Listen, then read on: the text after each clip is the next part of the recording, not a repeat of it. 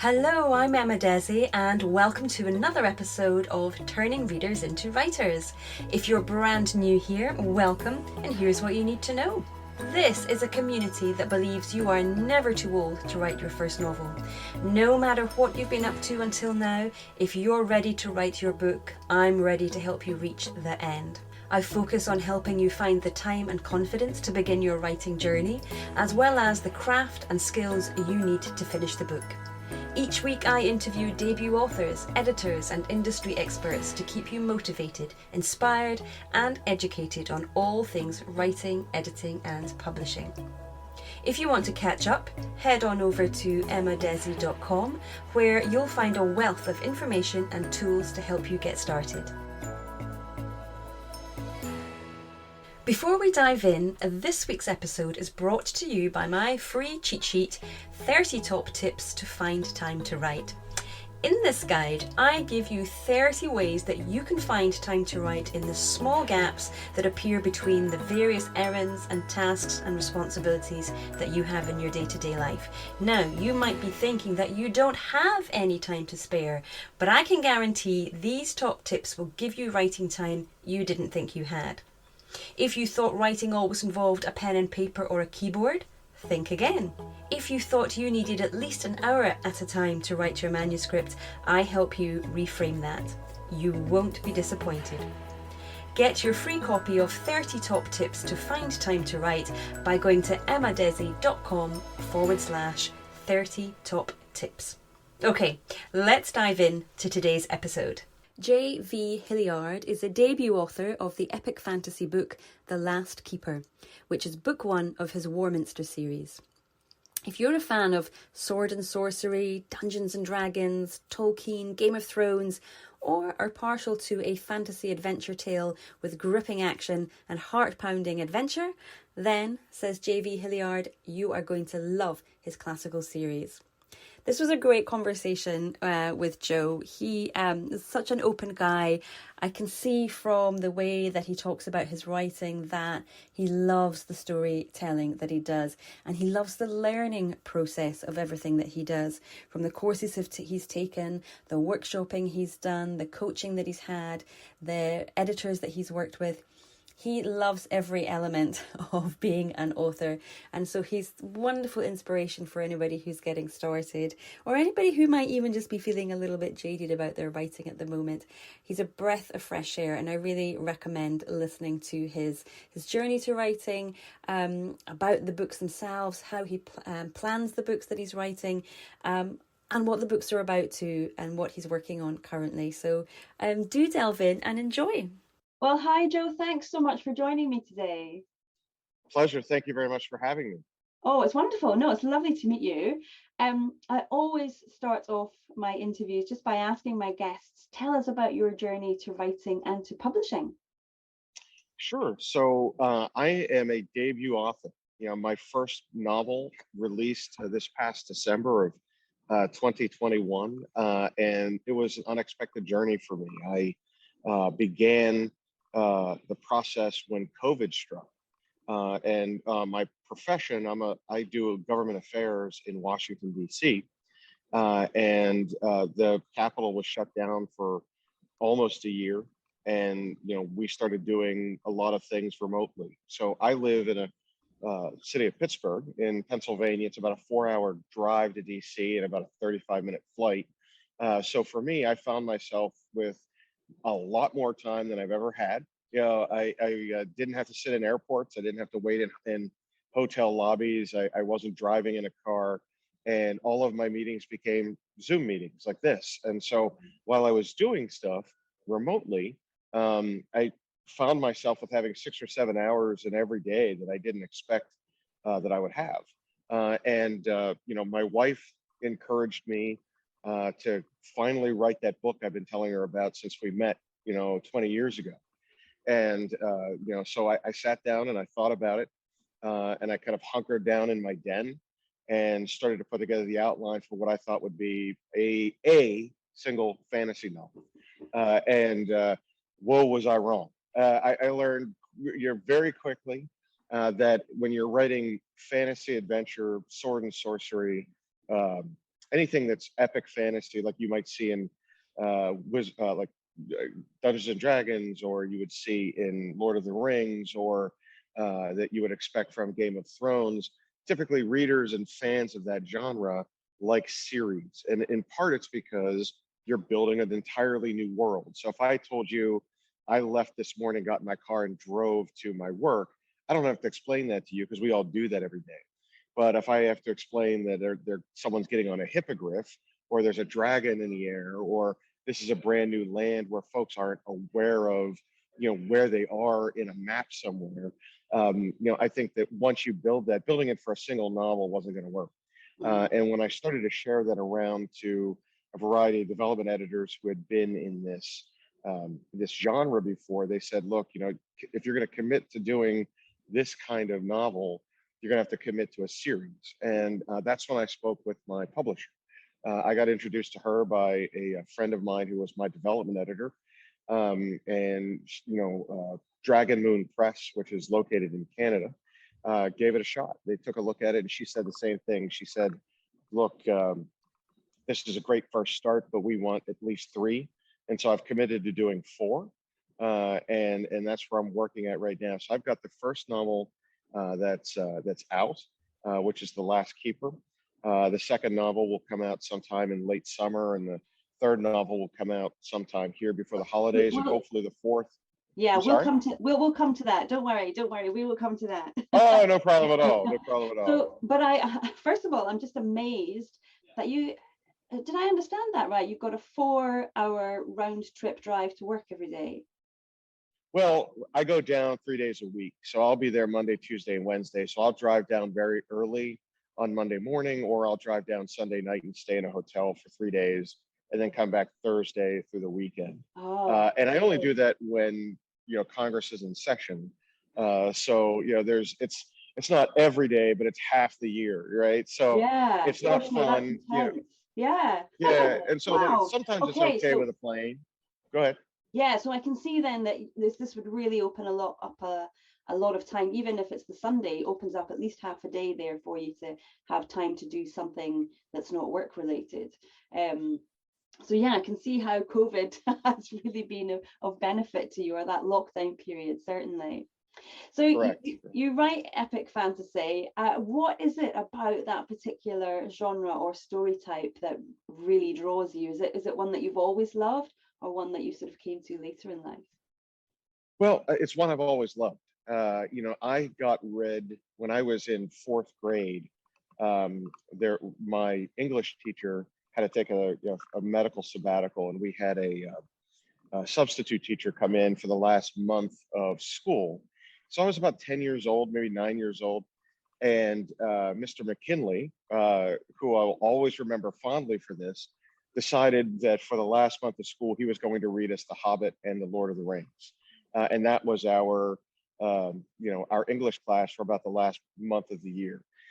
And I fell in love with it. There was something, I know that it's hard to describe to people that aren't familiar with the genre, but there is something that is so fantastical and whimsical and attractive about it that I kind of fell in love with it. And that Christmas, I had asked my family for a box set of Dungeons and Dragons. I wanted to jump into it, and I got my own copy of The Hobbit for myself to read, and I got the original set of Dungeons and Dragons, and so I started playing at a very young age, and that's really what attracted me to the genre.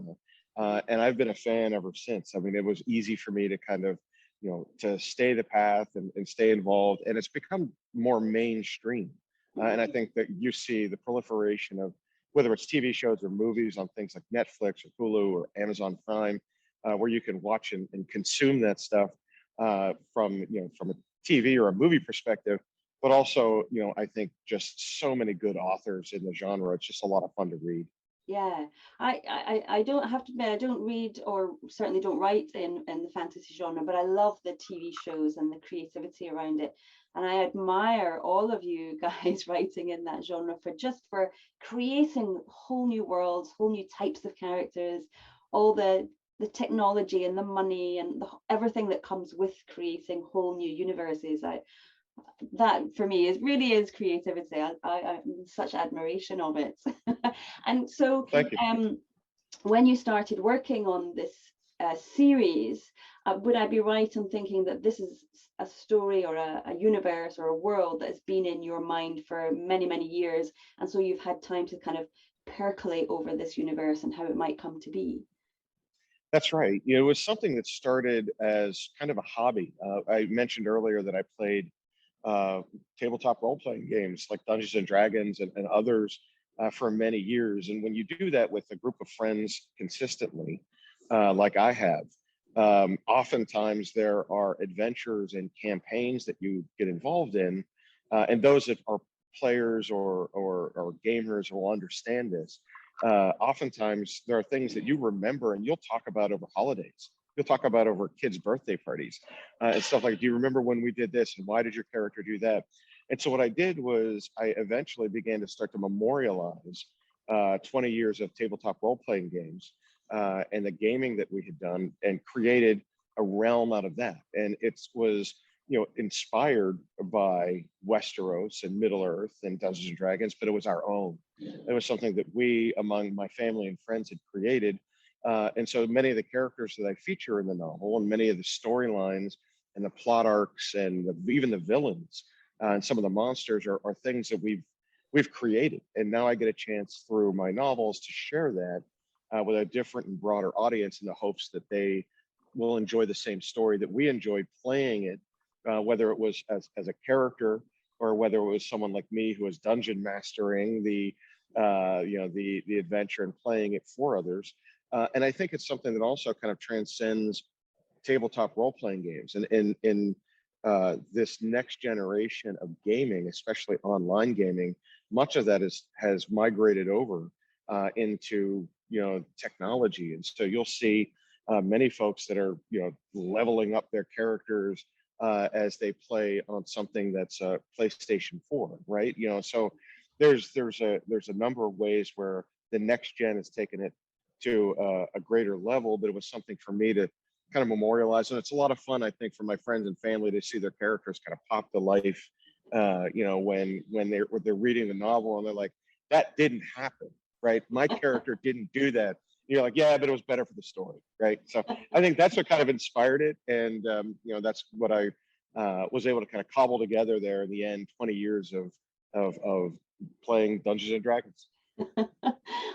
It's funny, isn't it? I suspect at the time when you were playing those games, you didn't envisage how what a legacy it was leaving for you going forward, sort of thing. That it would result in a whole new series being created of books. No, it was never in the back of my mind. I had always thought I wanted to and I still to this day I want to write a vampire novel. I've got a great idea for a vampire novel, but this was something that came. It was so, I don't want to say predetermined, but there was such a path to it that was easy, especially for an amateur writer, someone who had never done this before. So instead of starting from scratch and trying to jump right in feet first, this was something that gave me, a plot line, and I already kind of knew the end before I started it, and it was easy to write and kind of reverse engineer my way to, throughout the story. Yeah, well, let's jump into that, because I was going to ask you about that. Sure. And whether that's changed actually now that you're writing a 4-book series. At the time when you started, you thought you were just doing a standalone. So did you are you a planner? Did you sort of plan out what was going to happen in book 1, and now you've extended it to the 3 or the 4 books? Or are you a bit more of a pantser, and you knew you had some characters, you knew where you wanted them to end up, and then we're just going to write forwards? How did that kind of take shape for you? Yeah, I am the quintessential definition of a planner. I can't do anything without knowing where I'm going. I respect authors that can do that. I wish I had that in me, but I used the term a few moments ago, reverse engineering. If you would see my den, it's ridiculous. I have a big whiteboard, and literally it looks like a bracket where all of these plots and characters and themes all come together to an end. And I know exactly where I'm going. And there's no, I say this kind of jokingly, but there's no empty space in my novels. If I'm saying something, there's a reason I'm saying it. And it's sad, but true. And so, yes, I am a plotter to the core. But I said, I do respect those who can just start to write and it ends up somewhere. I'm just not that type. Well, I just want to pick you up on something you said there, which I think is crucial to everybody who's trying to write a novel, trying to finish this first book, is that everything that is in your book, there's a purpose and a reason for it being there. And that, I think, is something that trips up a lot of new writers, that they put in information or they put in a little bit of a backstory or something that's not directly related to the story going forward. It doesn't feed your reader anything that they necessarily need to know. And so I think it's wonderful that you have done that you've made a concerted effort and decision to have everything in your story is there for a purpose and a reason, and it drives the story or it drives the characters forward. So kudos to you for that. That's fantastic. It's something that we thank you. Yeah, no, I and I think that's part of the planning process for me. That way I'm not throwing out extraneous stuff, or I've started a character that I'm really not sure what direction that he or she is going to go. It really is something where I already know what's happened. And so it's just me chronicling that through a storyteller's lens.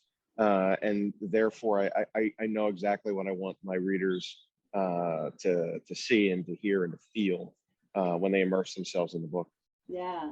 And so when you are reverse engineering book one, say, are you going chapter by chapter or act by act? Are you kind of doing bullet points with that, or do you find that actually you expand upon those and have a chapter synopsis before you start writing? How much detail do you go into? It's pretty much exactly what you just described. It's an outline that I've put together for each chapter. And, it typically starts, if you were to look at the whiteboard that I have in my office, it has, the main characters and the points of inflection where they come together. And what I've done is I'll create an outline of what the novel should look like. And then I fill in the blanks based on what the storyline is. And so I'll go back and fill in those individual points, usually chapter by chapter.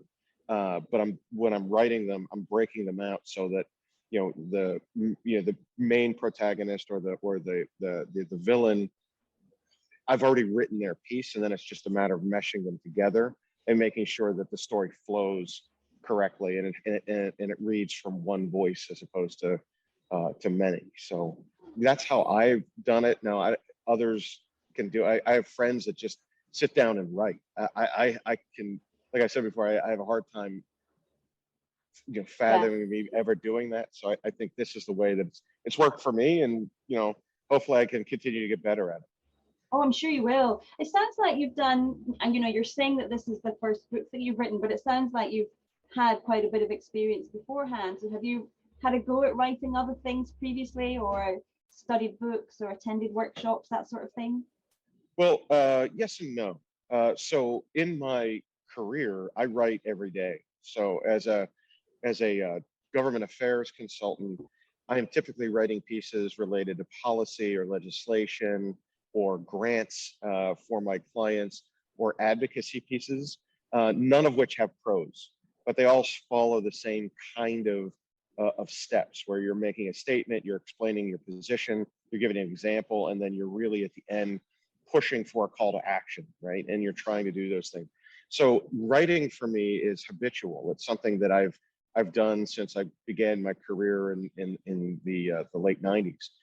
So that piece of it was taken care of. The hard part for me was stepping out of nonfiction and stepping into fiction, where I have to have made up conversations in a made up world with made up characters, and creating a storyline around that. And so, I think where I struggled in the beginning was prose and pacing.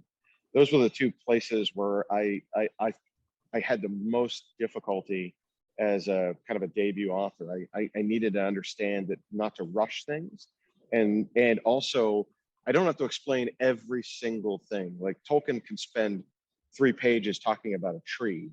You know what I mean? In some instances, it's okay to let the reader kind of explain to themselves what's going on. Readers are smart, and they pick up on those things. And I, as a reader in my spare time, do that too. And sometimes it's great to have a lot of description, and other times it's better to not, and let readers experience it on their own and kind of create their own vision of what's going on. So those are the things I struggled with in the beginning, but in terms of writing, it's something that I had been doing. It was just a matter of kind of flipping the switch and going from that nonfiction to fiction. Mm-hmm. I think you had a great kind of head start there, because one of the things that a lot of people talk to me about is that difficulty in forming the habit, creating the habit of writing, not necessarily every day, but certainly regularly and every week. So it's definitely gave you a head start then, your day job, and just kind of being practiced in writing. Yeah, I agree. It's something that I never thought would be, an advantage. I actually thought it was going to hinder me based on the type of writing that I was doing. But it is habitual. It's something that you get used to doing. Every project I'm involved in, I'm creating a new product, right? So, for me, it was something that was already there. But I think that, I would bet that if you're an avid reader and you want to take that step into writing, that you've read enough books and you're experienced enough that you can do this on your own. But that's one of the things I suggest to everybody that wants to get into writing is make sure that you write every day. I don't care what it is. It could be a chapter, or it could be a page, it could be an outline for a future project. I think it's important that you create, even if it's 15 minutes, you're busy and it's crazy or whatever, but before you go to bed or after you've had your morning coffee or over your lunch break, just open up your laptop and write something, and then you'll get used to doing it, and you'll feel guilty when you don't. I've just wasted an entire day. I could have been writing, right? So yeah, 100%. It's about habit, as you say, and building that writing muscle so that each day it gets a little bit easier, a little bit easier, a little bit easier. Yay. It is.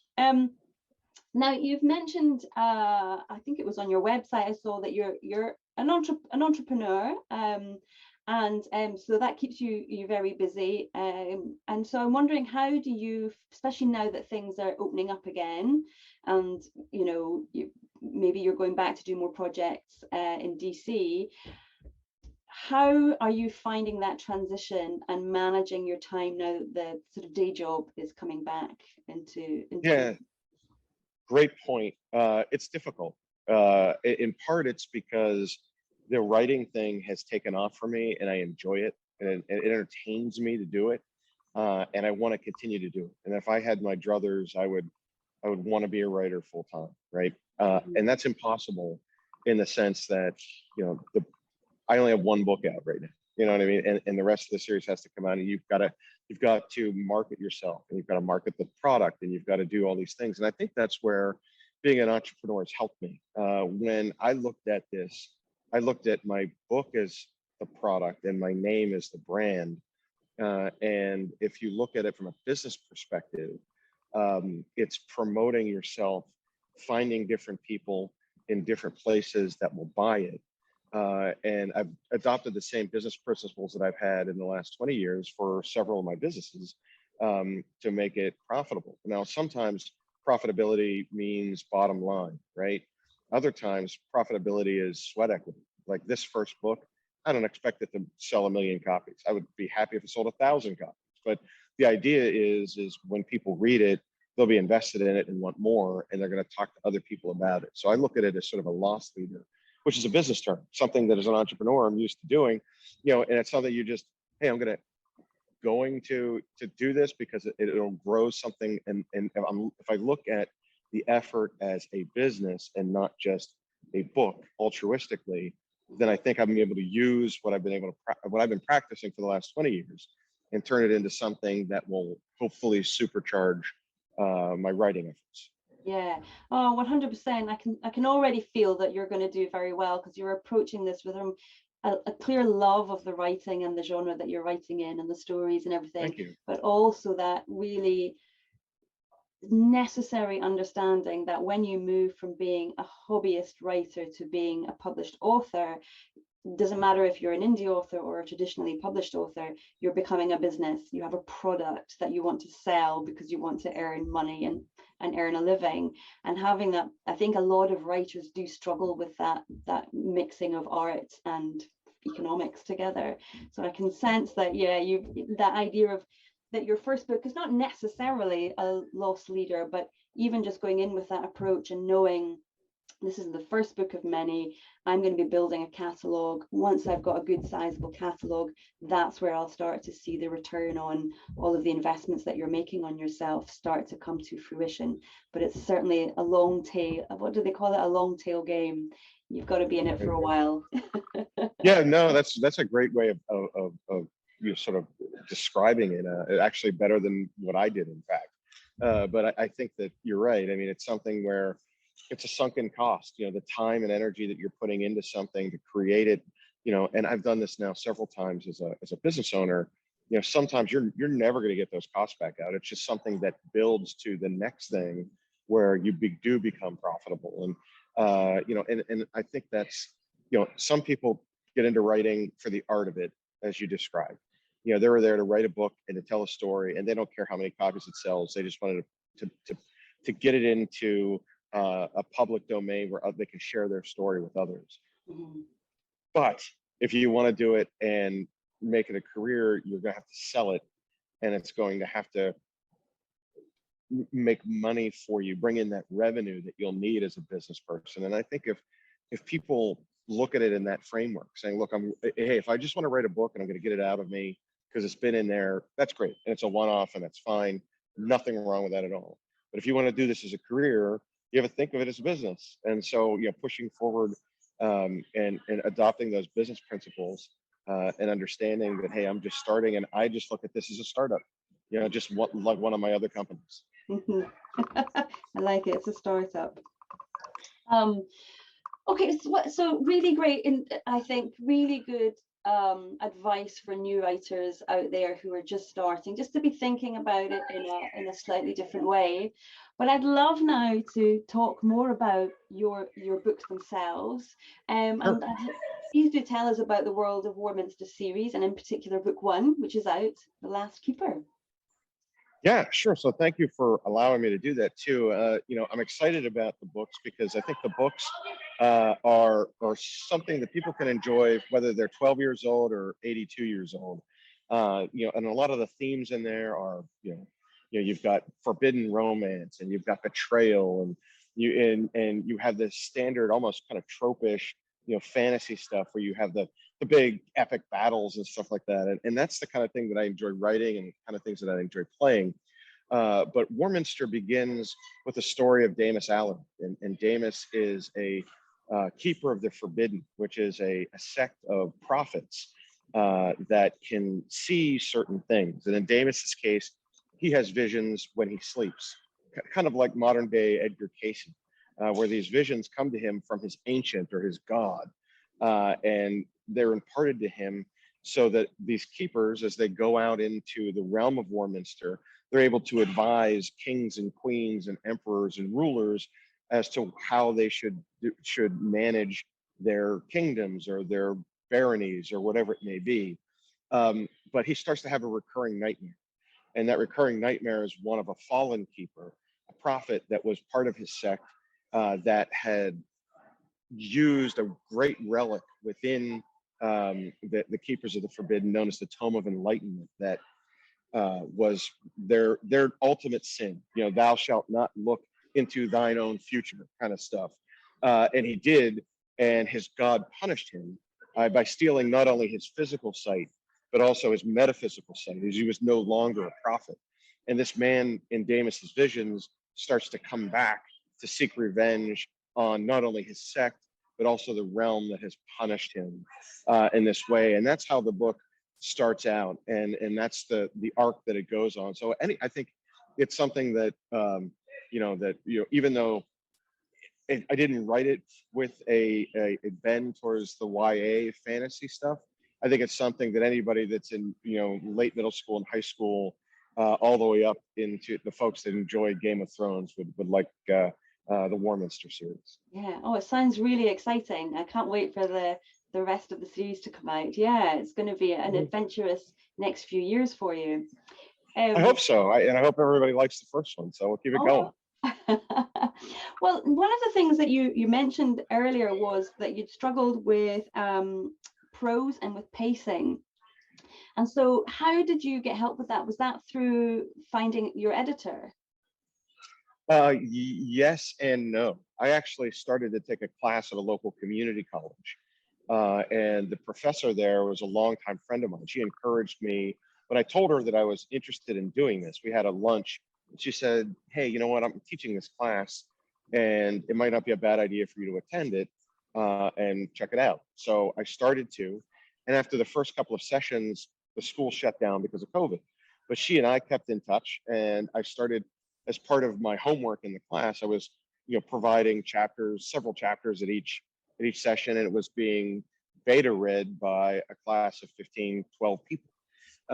And we were doing that for everybody and sharing ideas and sharing thoughts on, how you can improve and what you can learn. And so I started to take constructive criticism, not only from the class, but also from her.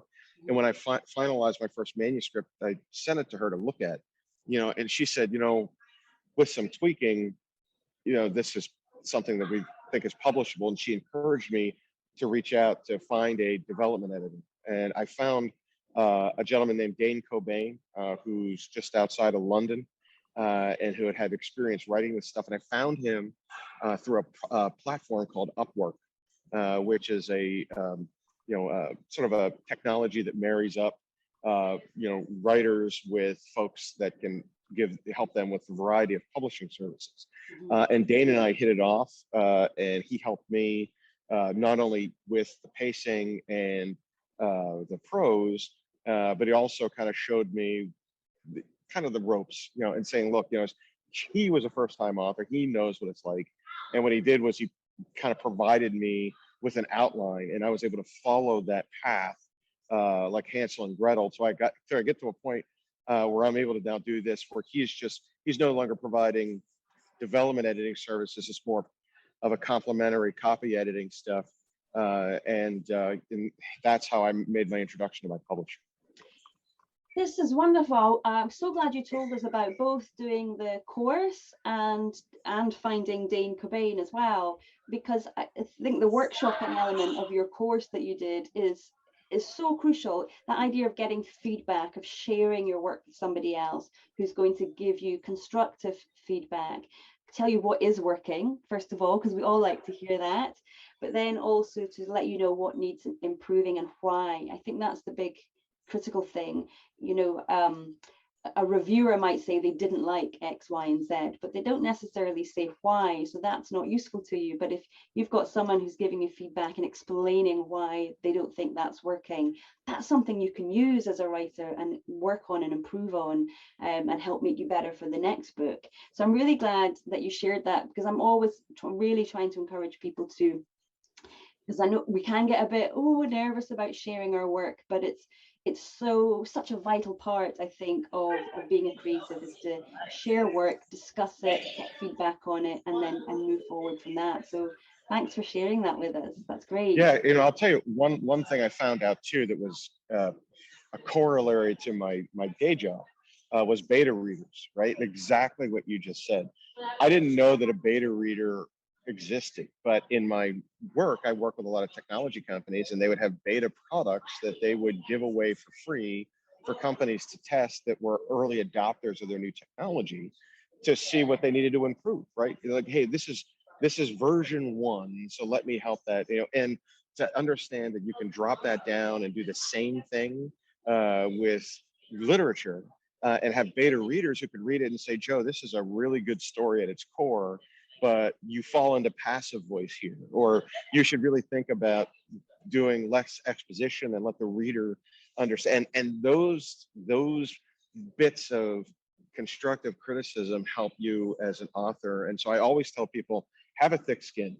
Not everybody's going to like what you write anyway, but I'll give you one example. I had a 2-star rating on Amazon, and this the reviewer said, I only got through 50 pages.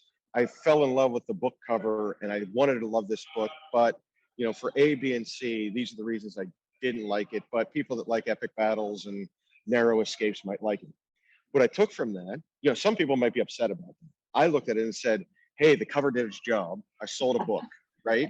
I said, all right, maybe there's too many characters in the novel and I should go back and in the next one narrow the amount of points of view from my characters, and et cetera, et cetera. And you pull that out. And so that's kind of stuff you're looking for, especially as someone that's a novice like me that's learning to do it.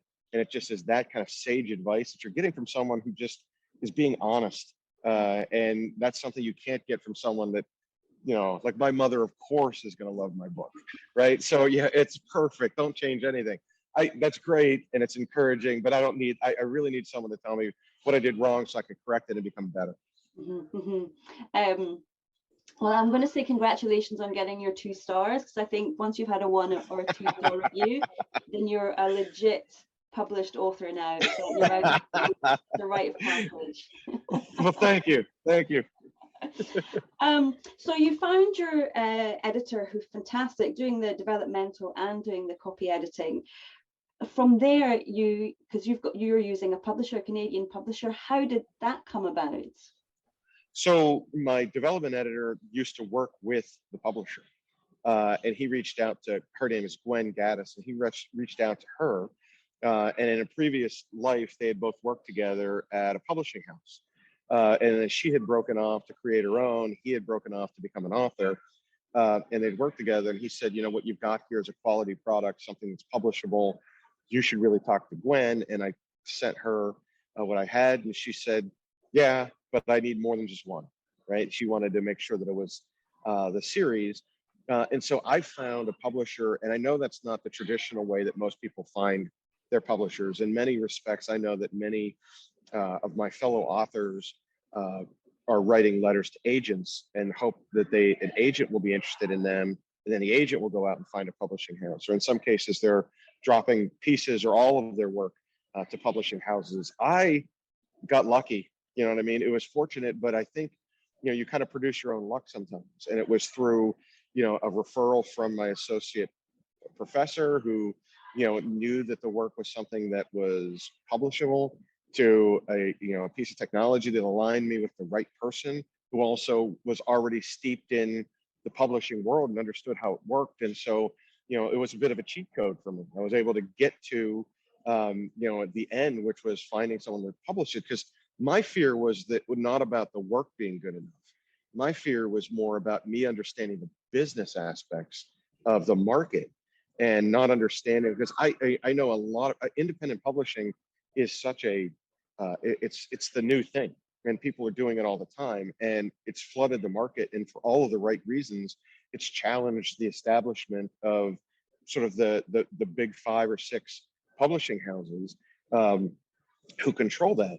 And so it's allowed people to gain entrance there where they may not have been able to before because of barriers to entry. So it's again using those same business principles. And here I had a bit of a Sherpa, in both Anne, my professor, and Gain, my development editor, and I found my path to a publishing house that's not the biggest, but is still a publishing house and understood how to get my book to market. And so, I have an ebook, a paperback, a hardback, and an audiobook, and I wouldn't have that if I were doing this on my own, right? So it's being able to find those, nuts and bolts and putting everything together, and then moving that forward in subsequent novels. So Yeah, that's I think how I got there. But I do realize I end run everybody. That's not the way everybody does it. I found my way there. Just got lucky. Serendipity, Joe. It was meant to be. Serendipity, great word. So you've told us about book 1. Thank you. I'd love to hear what you can tell us about book 2. Sure. So, book 1 ends, and I'm not going to give any spoilers away, but, in a climactic ending, which leads to book 2. In book 2, Damus and his band of merry adventurers go off to save the realm, and they have to travel to the city of Abacus, which is a scholar city. It's where my epic fantasy meets a little science fiction. I've always believed that, and this may sound strange, but I know people always you hear it all the time. You hear sci-fi fantasy, and they're the same readers in most cases. Some prefer the sci-fi aspects, others prefer the fantasy aspects. But the thing that always caught my attention was that in a typical like Tolkien has 1,000 years, or Martin in Game of Thrones has 1,000 years, and they're still using swords and shields, right? It's something for me. It's like there's no advancement of technology, or if it is, it's through advancements of magic or crazy things. And you just accept it as a fantasy film. Like, oh, they built that castle, but they can't get water, right? It's like, how does that happen? So I created this city of Abacus, which is a city of scholars, and it's open to everybody. And people go there, to learn. And there are tiny advancements that will eventually come out to be helpful to the characters in the subsequent novels, kind of like my medieval version of Q from James Bond, right?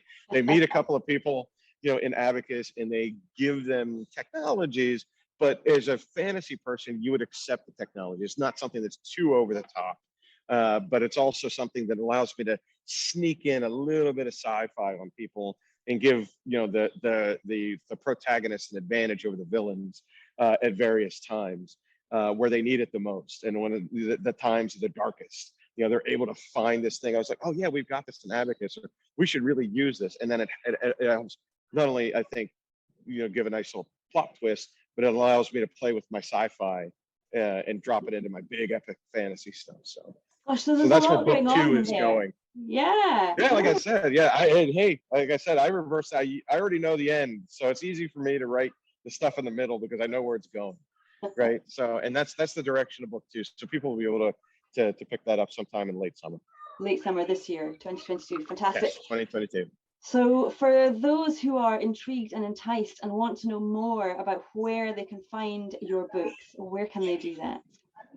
So my publisher has made them pretty ubiquitous. I mean, in the sense that you can find them, if you're like me and you just want to grab something off of Amazon, you go to Amazon and buy a book there. But you can also order them and go and get them from a Barnes and Noble or a number of bookstores. So if you're looking for a physical copy, places like that, and regionally, my book has been introduced to some of the local libraries here, and I hope as I grow as an author, that will also grow. From an ebook perspective, you can catch them anywhere. There's 20 different distribution channels that you could download the ebook from, and same with the audiobook. I mean, I know that people tend to have a tendency to fall to Audible, and you'll be able to find it there, but you also find it on about 20 different platforms. If you want to find me, my website is jvhilliard.com. You can also find me on Goodreads, and my social channels are at JV Hilliard Books. Unless you're looking for me on Facebook, then I'm just JV Hilliard on Facebook. But you can find me on Twitter, Instagram, and TikTok. Wonderful. Well, I'll be sure to link certainly to your website, and people can find out about your books and about you there. That's wonderful. Joe, thank you so much for your time today. I've loved hearing about your journey to writing. I love how open you are about getting the feedback, working in collaboration with people. And I can see why people wanted to work with you and suggested that you work with people that they know. And I can see why, this is why serendipity worked for you, and you got the publisher that was right for you. So thank you very much. Well, no, and thank you. And I hope this is helpful to some of your followers that, as you've sort of described in your podcast, this is, readers that want to become writers. I hope my experience helps them just a little bit. Well, thank you so much for joining me today. I hope you found that helpful and inspirational. Now, don't forget to come on over to Facebook and join my group, Turning Readers into Writers. It is especially for you if you are a beginner writer who is looking to write their first novel. If you join the group, you will also find a free cheat sheet there called 3 Secret Hacks to Write with Consistency. So go to emmadesi.com/turning readers into writers, hit join. Can't wait to see you in there. All right. Thank you. Bye-bye.